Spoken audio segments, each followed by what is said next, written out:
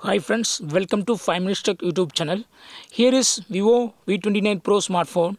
In this video, you will learn how to disable privacy password in your phone Vivo V29 Pro. First of all, go to settings of your phone. Go to settings. Then go to security.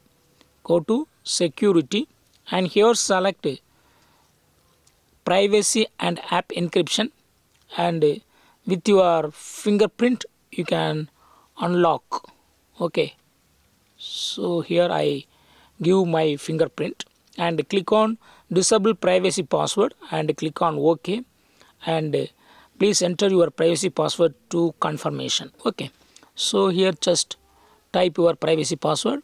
Here my privacy password set as 0456 and click on confirm, and now privacy password will be removed totally from your phone. Okay, yes, encrypted app will now free from locking. Okay, so in this way you can easily remove privacy password in your phone Vivo V29 Pro. That's all friends, thanks for watching, bye.